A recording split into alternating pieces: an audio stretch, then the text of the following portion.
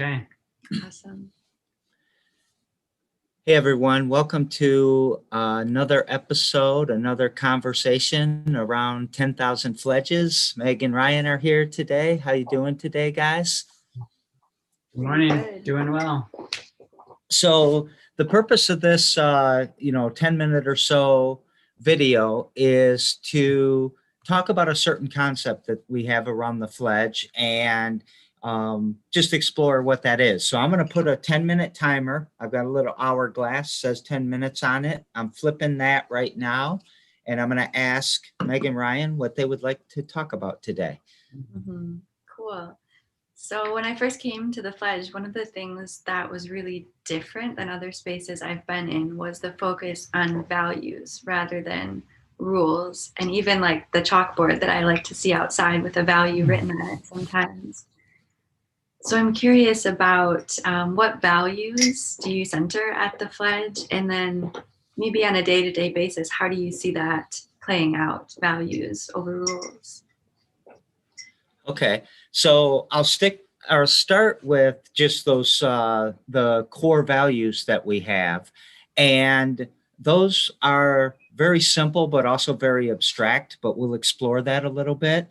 One is we value ourselves. The next is we value each other, and the next is that we value our environment. And that's not necessarily in some hierarchy or order or anything like that, but we do kind of believe taking care of yourself is very core for you to be able to have the capability to take care of somebody else. And then if we have no air to breathe, no water to drink, no food to eat, then we're not going to be able to take care of ourselves or each other. So we kind of look at that as the all-encompassing kind of core values that we have. And before we play that out a little bit, well, no, actually, I'll stop there. And do you have a follow-on to that, or you want me to give an example? It seems like even though that isn't super specific, it's such a cool guide to kind of to be in a situation and then to trace it back to those values to try and figure out how to behave, what to do. Yeah.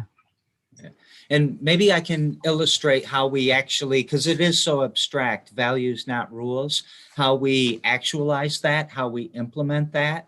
And this happens quite often that this takes a lot of work. So I'm going to start with the example.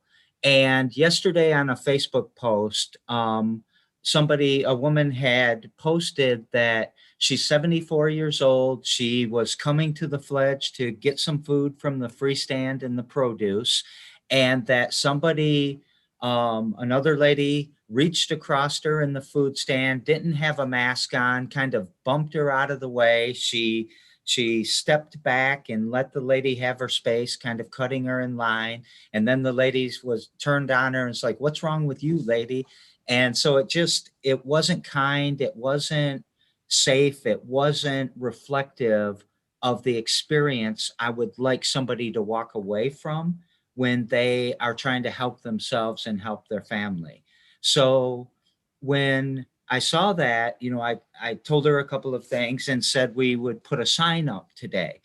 And the sign says, and we already put it up, or else I'd show it to you, but it talks about our values, that we value ourselves, each other, and our environment, and that how this can be, or then the other sign is one of our core values is we value each other. And we say, this is how this can be realized. And it's wearing a mask, giving each other space, taking what we need and giving when we can, and to generally be kind and compassionate to each other. And what we believe will happen, so maybe there's a rule at the food bank that you all have to stand in this rigid line, right? And you got to fill out this application and you have to do all these things that become barriers to people, right? Maybe they don't have an ID. Maybe they're worried that, they don't live in Lansing. Maybe they don't want people to know they've got 3 other family members living with them in a house that doesn't allow that many people or whatever it is. Those rules start to create barriers that keep people from entering them. And then also rules are often different. So the rule at the church is different than the rule at the food bank, which is different than the rule at the school. So now you got all these rules to start to remember. But if all you really have to remember is that I value these people that are standing next to me, I should be safe, I should be kind, I should be compassionate. We all know these things. And when we don't, something has knocked us off tilt that has made us jagged or what's that? I can't think of the right word, but it's put us in this space where we think we got to fight for it, or I'm going to get what's mine, or these COVID's not serious, the rhetoric of our president, things like that are, we don't know why people are being like that. So instead of saying, here's a rule, you broke the rule, you're out of here, here's our value, here's what you could have done differently, how can we help you because we value you too? And maybe that can help us keep engagement with people, because anytime it ever ends in a fist fight, you'll never engage. It'll take you years to re-engage with that person. Or if it, you call the police or something to break up a little argument, you don't know when that might be a death sentence to somebody, or it could be, it could ruin them financially. There's all kinds of reasons that rules can just fall apart. And one of my favorite quotes is from actually this book right here. And it says, when you eliminate rules, the people become more honest.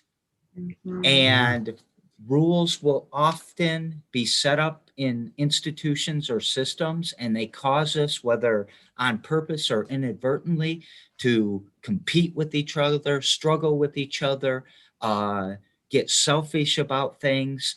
And following those rules walks us into stress and walks us into failure. And if you don't have a rule, you can't break a rule. And if you can't break a rule, you don't got consequence and all the other stuff. We think we can beat stuff into people, and that's not how we do it. We mentor them, we walk with them, we go on the journey with them. I find myself like feeling how in a space with a bunch of rules, I conduct myself in a pretty fearful way, like trying to remember them all and act in a certain way and hope I'm not missing anything. Whereas if I can embody a value, it comes a lot more naturally what to do. Yeah, or sneak around the rule. Like, how can I not be forthright so I can get what I want while breaking this rule, still being good. Yeah. You've also got me thinking about how, when we talked about how many people does the Fledge serve recently, and like if I am in this space where I'm experiencing these values and embodying them, every single person that I interact with is somehow the Fledge is impacting that interaction. So it feels just infinite. It feels like you can restore freedom a little bit better. I mean, I've kind of expounded on what you're saying there, Meg, and that what you were saying, Ryan, that breaking of the rule, that sneaking around, then I don't trust you as much if I ever catch you. And once I start not trusting you, you stop trusting me. And then all of the trust, it's a cat and mouse game.